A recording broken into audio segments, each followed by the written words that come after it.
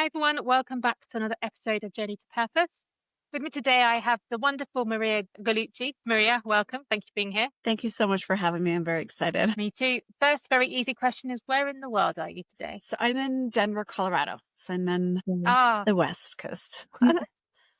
somewhere I haven't been, but it is on my list. Yeah, it's so pretty here. And it hasn't snowed yet, but it usually does by Halloween, but hasn't yet. Oh, should be coming then, hopefully, Yeah, some good exactly. snowmen on the way. So, Maria, thank you for joining. So, you've had an amazing life. Um, you started out you talk about being a child of deaf adults, and from that, you've obviously worked into working in overlooked communities. So, tell me, what was it like as a starting point? Being that child of deaf adults, what was it like? What did you have to do to support your parents? Think it was my normal because that's all I knew was American Sign Language, which is ASL was my first language. So that was like what I grew up with. It was the Amazing. only thing that I knew. And so I think that growing up in the deaf culture and the deaf and hard of hearing world has taught me to have more empathy, more compassion towards people because it was being different and it's okay to be different. Absolutely. And so when you started school, then how? I guess it's going to sound like a really basic question, but how did you learn to speak not ASL, as it were? So my parents told me that we always learned to speak through the TV. So we were Right. learning to speak through TV, or we actually had speech therapy growing up. And so I've always stuttered my entire life. So I was like, but I don't stutter in sign language. But so I've always stuttered, and so I was already in speech therapy, and for Right. that, and so my parents always told us that we had learned to speak through like our friends and counselors and the TV and things like that. Amazing. And one of the things so I'm a linguist. My first degree was in languages, and I always thought that BSL or ASL was something that everyone should learn. But really, it must be quite a small proportion of the population who actually can sign. Is that right? Yeah, and only 10% of that's a rough number, but only 10% of hearing parents who have deaf children actually learn to sign, and vice versa. Oh, So wow. both of my like my grandparents, they didn't know how to sign either. So I Right. think that it's like you have to communicate, I think. So I think it's like it's hard to make sure that people aren't feeling isolated or left out. Yeah, I can imagine. And both your parents are deaf, is that right? Yes, but both are. My dad was born deaf, and my mom became deaf at 9 months from like the chickenpox and the measles, or like Oh, that at the same time. goodness. That's quite a lot. So, and do you have any siblings? I do. There's six of us, so there's four. Oh, Yeah, goodness. yeah, and we're all hearing. So there's four girls and two boys.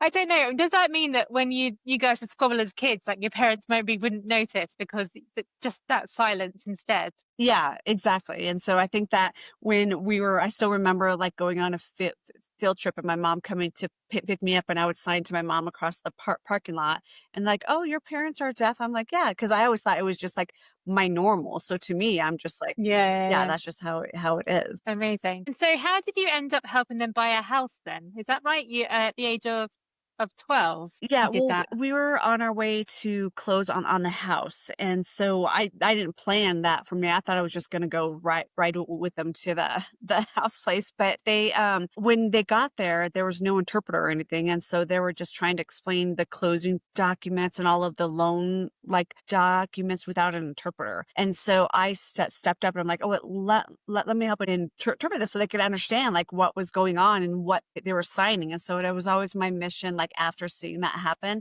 like I will never feel anybody or like leave anybody out or make them feel isolated or left out and not understand what they're doing. That's amazing. So, and this is what's led you to the work that you're doing now. Then that kind of was that pinnacle moment, or was it something that just grew naturally from what you were doing with your own family? Yeah, exactly. So I felt like, well, I loved finance and I loved real estate. And so, and helping them out, show me like, hey, I'm going to make sure I try to help everybody understand what they're doing and what that they're signing. No, that's amazing. And I think, I mean, communication is key. It's one of those conversations I have a lot around connection and community. And I think, there's a horrible statistic about loneliness being one of the biggest killers of people. When you're in the deaf community or other marginalized communities, that inability to communicate just increases the already difficult position that you're in, I, Position that I they're guess. in. Yeah, exactly. 100. 100% agree. And I feel like everybody just wants to be accepted and loved and just feel like their authentic self. And I think that if we like just one act of kindness to someone a day can make their entire day. 100%, definitely. Particularly in a world where, we've got more ways of connecting, and yet people seem to be more isolated. And I wonder if it's because we're replacing the human physical part with online tools or online communities. And there is a certain amount of benefit from that. And I know some online communities have saved lives because they exist. But I think that psychologically, if you can connect human to human in some way, it's 10 times more powerful. Yeah, I agree. And in the deaf and hard of hearing and the deaf culture, we're very expression like based, and we have to see each other and feel each other to understand what talking about, because it's all about expressions with us. Yeah.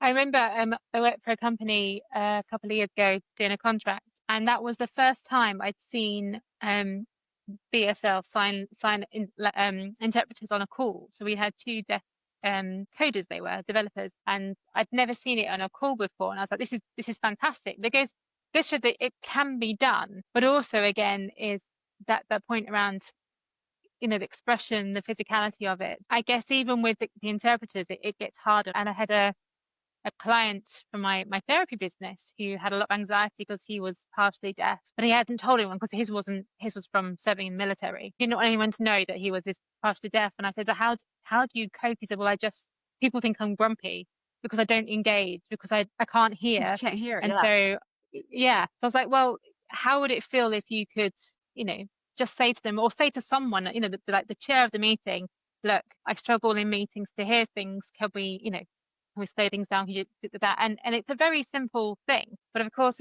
there's a two-way part on this. One is this particular incident no one knew, so like I said, unfortunately the onus is on you. You have to tell people, like, if you want to engage, you have to make that first You have to step. make the first effort. Yeah. Yeah, but then if someone is clearly part of the deaf community and they're signing, then actually you already have seen the visibility that there's something that you might need to consider to make them more feeling included. Do you find that the people just don't know where to start? Yes, I feel like people are afraid of making a mistake or not feeling like they're helping, but they are, because Mm, if you do, and that's why I think my motto is just try, especially in the book and stuff, because it's like if you just try, that makes an effort in itself. Like, because they can read and write, you can just type something on your phone and show it to them, and so or just like little like thank you or hi, like that makes a big difference in their mind, because you're trying to make an effort for that. yeah, absolutely. I mean, I find it when I travel and speak other languages. So I love going to countries where I don't speak the language, but I love to try. Yeah. And I never have a bad experience. Sometimes they don't understand me, which is absolutely fine. But you But tried, like, and that's you learn, exactly. and that's the whole point. Is like if you just make an effort on any community, not just the deaf culture, but on in any community. If you're just trying to connect with somebody, because it's all about connection at the end of the day, and all Yeah, of us will want to feel connected. yeah. And I think making the effort, like you say, even one or two words. I mean, we always joke in the UK that we know how to say please, thank you, and like two beers in Yeah, most languages, and some swear words, obviously. yeah, Um, exactly. but you can go a bit further than that quite easily. Yeah, and I always think it's respectful when we travel to do that. But actually, it's respectful when we're in our own community and we have people with different abilities, just to kind of go, how do I help you feel more included? How can I help you feel more at ease? Yeah.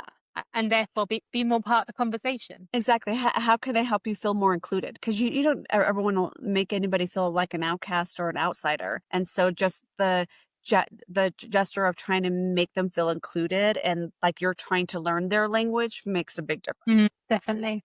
So you've written a book recently. Recently? I want to say Yes. recently. Yeah. Yes, yes. So tell us, what was the book about, and what inspired you to write it? So the book is about being raised as a CODA, which is a child of deaf adults. And it's about just my childhood experience about growing up and trying to advocate for any community, because it's not just for the deaf and hard of hearing community. It's for like it could be for teachers or educators. It's just about making people feel inclusive and making them feel like they're seen and heard. And so I wrote the book for a love letter to the deaf and hard of hearing community, just to make them know that I see them, I feel them, and I'm there for them. That's amazing. And she just reminded me because a couple of years ago there was an Oscar-winning film with I think deaf people in it. Yeah, it was called CODA. Yep. Um, I know. it was Yeah, called CODA. CODA. I thought it Yep. was, yeah.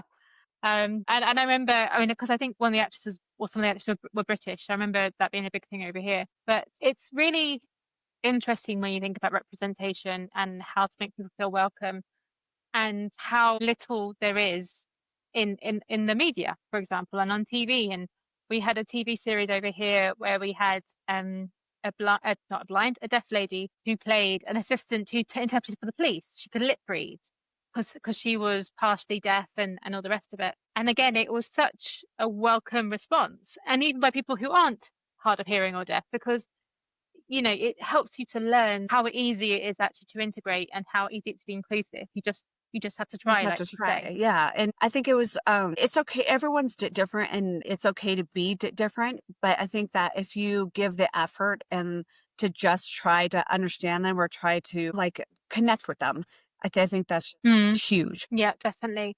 If you could change one or two things about sort of the way the world is currently and to make it more inclusive, from your experience, what were those things? Are there one or two things that you think are just really easy things, and why don't we do them right now? I think that it would be to listen with your whole heart, communicate, like have them put yourself in their shoes. Like, would you want that to be done to you? And so I think that if you just try to feel them and listen to them, because all everyone wants to be is just seen and heard. I love that. And do you think there are any big misconceptions that people have in general about, about the deaf and hard of hearing in particular, but any sort of marginalized community, that you've seen repeatedly that you've kind of gone, this is just not true. Why, we've got to stop thinking this way. Yeah, I think that they can't like they're not as smart as hearing people, which is not true. No. They're just as smart as we are. And I think that one of the big misconceptions of the deaf and hard of hearing community is that they can lip read, and not all of them can. And so I can, and some of my siblings as well. But I think that a lot of people think they can lip read, and then if you talk louder, they'll hear you, but they won't. Yeah, yeah.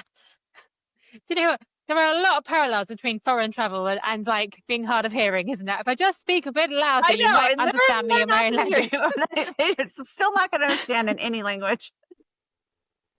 There's definitely something about the human psyche Yeah, and what was that, definition of insanity is repeating the same thing again and again and thinking a different outcome's going to happen. exactly. And it doesn't. It's always the same. Crazy. So you've written the book. So it's for anybody, as you say, but what work do you do now then? So how are you supporting the community? Because it's a lot of, is it everything they do or is it most of what you do? It's most of what I do. So I'm a real estate agent, and I'm mostly in the deaf and hard of hearing community because I'm fluent in ASL. And so for them to be able to communicate to a real estate agent, which is one of their biggest purchases in their entire life, is huge for them. So I do all Mm. walks of life for real estate, but I specialize in the deaf and hard of hearing community for sure. And obviously we talked about you can do things online. With your work, do you do it mostly in person or do you sort of provide online support as well? I do. Well, we have video phones now and FaceTime. Like technology has come such a long way now than it was Yeah. before. So I'm able to communicate with them all like with either online, in person, or but they do like, sorry, it's my puppy. Hey, It's like, never apologize for having a puppy. say hi and then you have to go back out there. Sorry. Hi. We might have to cut this For those this part out, but for no, for those who get the audio version, they're gonna have to go and watch the video to see how cute your puppy yeah, is. like sorry, it's jumping up on me. So I feel like if you knowing their language and knowing how to communicate with them, I think is huge because it makes a big di- difference because you're talking to them in Yeah. you're communicating them to them with the knowledge and things like that. I think that makes a big difference. How big of an issue do you see the current way the world operates for people who like focusing again on deaf and hard of hearing? I'm thinking about everything from meetings, going to the bank, buying a house. Is it the case where if you can't get an interpreter, you're almost excluded from being able to do these everyday activities? Exactly. And I feel like a lot of the workplaces don't provide interpreters, even for sales meetings or any of their quarterly meetings, because they think, oh, we'll have the closed captioning on, or we'll tell them later like how it is. And that's not, number one, I don't think it's fair. I think you should actually provide the communication that they need while they're there. And especially with sign language, you see the emotion, and you see what when you're signing, and then that's a completely different story than having a closed caption, because you can't feel the expressions of something, because we can hear each other's tones when we're talking, but when like you're signing, you have to see their expression. So I feel like it's like making them feel like they're isolated and like not included. I totally get that. Firstly, I don't know how to ask this without probably sounding slightly offensive. Like, people talk about when you lose a sense, you get your heightened other senses. And I think the ability to read like someone's facial emotions or someone's like physical emotion, like not everyone has that. Is it heightened in the deaf community, or is that just again a bit of a myth? Oh no, it's 100%. It's even heightened with me too, because I can feel people's emotions, and I can read their expressions and everything. And when they wear sunglasses, or anyone, it's hard for me to communicate with them, because I have to see Right. their expressions, and I have to see like their eyes. So I think body language, and being able to see them is huge, and ASL especially. And even I can't like sit next to somebody, like well, I can sit next to them, but if I'm talking to them, I actually have to turn my You chair, can. because I've got to like be able to see them and communicate with them, like feel their That's interesting. expressions and everything. That is amazing. And again, I think understanding that extra level, that extra barrier to communication that video Yeah. presents then, because even if you have closed captions, but and I do it in meetings as well. And like I've got terrible eyesight, and I wear glasses and all the rest of it. And I still find that, particularly as I get older, Yeah. having a screen full of people, I have to then make sure that it's spotlighted on the person who's talking so that I can follow what they're saying. Just because I like to see them talking, and on video I like prefer to see the expression and everything else. And I'm not hard of hearing. I just like to see. So you think Exactly. again, if I struggle as I am now, then you can understand how hard it, well, you can't understand, but you can start to build a picture of how hard it is. Yeah, exactly. And it's funny that you said that, because I was on a Zoom call the other day, and there was multiple people, and I didn't know which one was talking, and I had to find the person, like where is she talking, because I've got to see her. And so I think Yeah. like looking at people and being present is huge. And I think that if you're wearing sunglasses, or your back is turned, and you're still talking, you're not being present or listening, in my opinion. It's a really good point. And again, even if you're not hard of hearing, but that being present, because how many times, I mean, my husband has to get me when I do this. If I'm on the phone and he comes and wants to talk to me, and I'm like, I'm just going to keep scrolling for a moment. Yeah. And I try not to, but I'm not being present for him. And actually, he does it to me, Philippa. But two wrongs don't make a right. We wish it would, but it But doesn't. it, yeah, I know. God damn it, he's wrong and I'm wrong, and there's just nothing you do about it. But again, being present would just improve the communication for everybody, regardless of the situation. I think that's what I'm hearing, and you're totally right about. I agree. I think that people in general, not just the deaf culture, but we're on our phones a lot, like because of technology and everything. And I feel like we are like disengaging from actually how we were long time ago, when we were actually together and a family eating dinner and stuff, where all of us are on our phones. Even if you go on a date or anything, like you're still like on your phone. So I think being present and just listening to the other person makes such a big difference in a lot of people. Definitely. So I've got a lovely friend. He's American, actually, from originally from New York. Now lives in Chicago. Now lives in London. He's such a traveler. He will stop talking if you get your phone out. I discovered this because I wanted That's to a good make a note idea. of something he was saying. No, it really is. And he does it so that you're focused, but also he's really disciplined about not having his phone. But sometimes I want to make notes. So I now know if I want to make notes about something he's saying to me, I'm like, I'm just going to take notes on this, and then I put my phone away again. That's what I'm doing.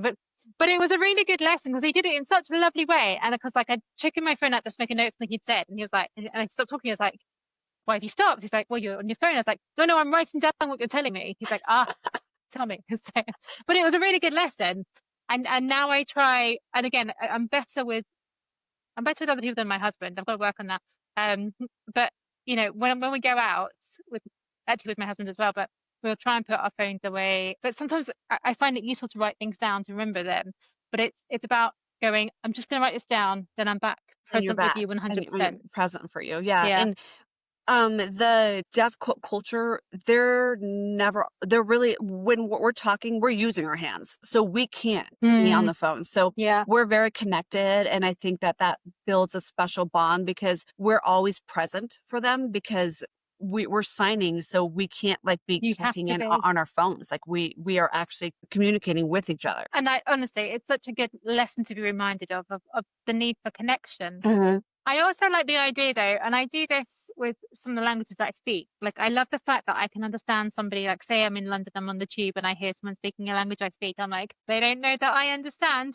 Um, but it's the same with ASL. Like obviously you can see people having conversations of ASL, you see, but you might not understand.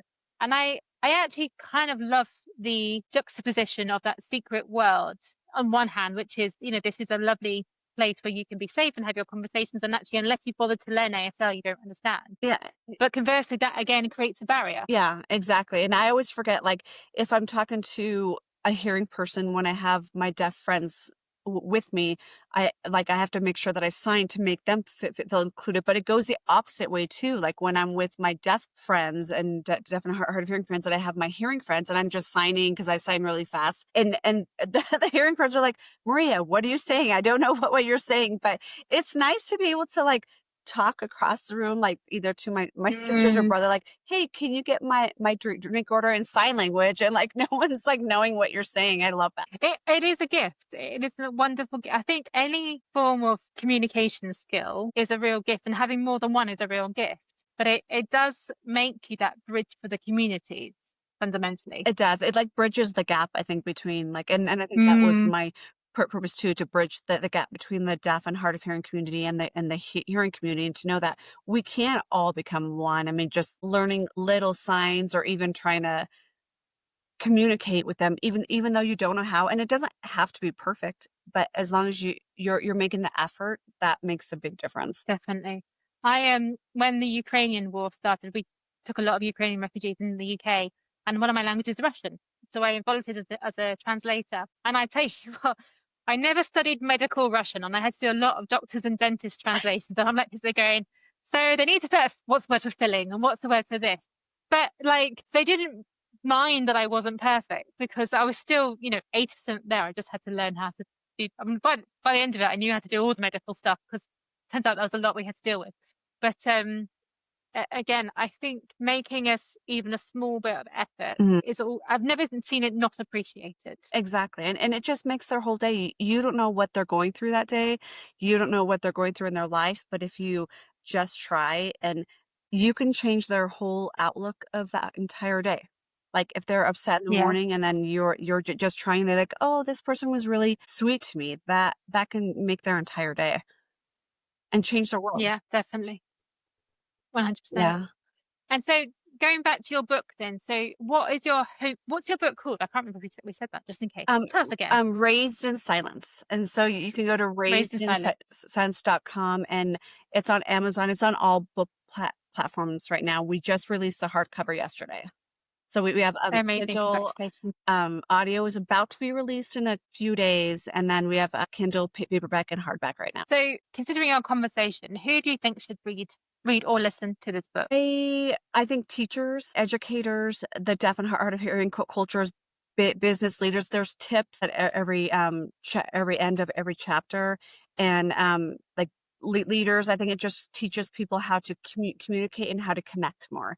And so it's for everyone. It's not for anyone in particular. I think everybody would enjoy it. And I think going back to the whole thing around connection and community, the more we learn about other people, the better we are in ourselves and the better we can communicate and be present for other people, regardless of the situation. Yes, exactly. I agree, and I think that's what my whole goal was, is just to try to connect people and just try to make I'm not going to obviously end world peace or anything, but I just want everyone to know that love is love, and it's okay to be different, and it's okay to just try. Do you know what? I think actually people accepted those principles, we probably would like bring world peace around, Yeah, because that's the exactly. Yeah, fundamental we problem in need half that these too. things.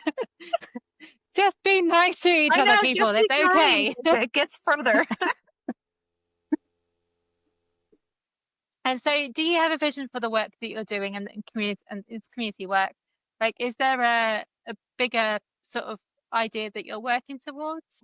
To make everybody more inclusive and to be more accepting towards people who are different, because you may think you're normal, but you're also different from everybody else. So I think that if we're just kind to everybody and realize that it's okay that everyone is different, and just because your principles or your communication style is different, it's okay that we all just come together and try to advocate for each other and be inclusive. Definitely. I love that.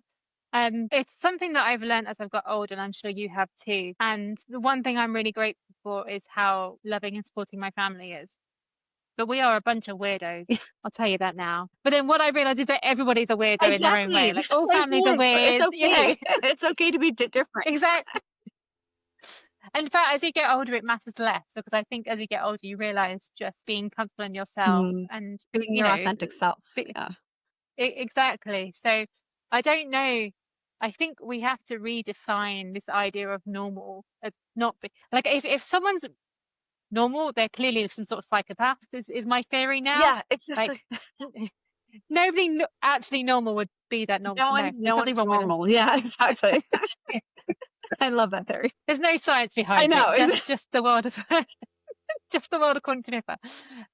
But no, you are right. And again, I do think that being kind to yourself is really a crucial message here. And again, from your upbringing of living in two worlds, is there anything that you have seen improve since you were a child? Technology, big time, especially for that community, because now we're seeing more and more interpreters on news programs, on the Super Bowl, and so I think that and on your phone too, like you're able to FaceTime now. We have the video phones now, so I think technology has made such an improvement for that, for being inclusive. Do you think that people's behavior has changed, or have we just used the technology to replace the problems in terms of that actual behavioral approach to things? I feel like people are being more inclusive in the deaf culture. I think that they're realizing like, oh, like they can't hear us, so let's do something better to help that community out. That's good. So there's hope. Yeah, exactly. There's hope. It's got to be something somewhere. Do you know what? There's always hope. Yeah, There is exactly, and that's always all you hope. need is hope. Absolutely. So we kind of learned about being kind to people, being inclusive, being accepting. If people want to work with you, how do they find you? Galluccihomes.com, and I have a national in the US real estate company to help deaf and hard of hearing individuals nationally find agents who actually sign to help them understand things better.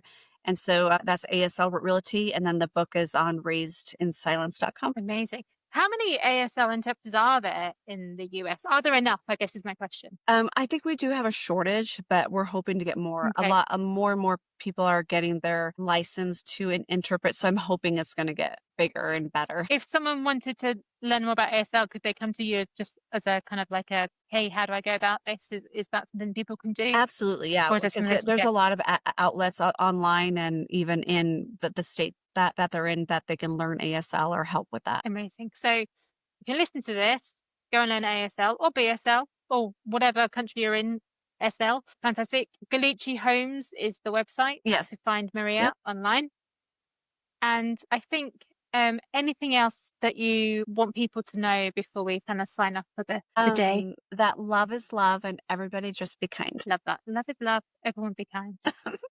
Maria, you have been wonderful and very kind and very patient. Thank you ever so much for joining us. And please, everyone, go and find Maria. Go and support the ASL learning, support the communities around you, and just remember that if someone's normal, they're probably a psychopath. Thanks, Maria. Thanks very much. Thank you so much for having me.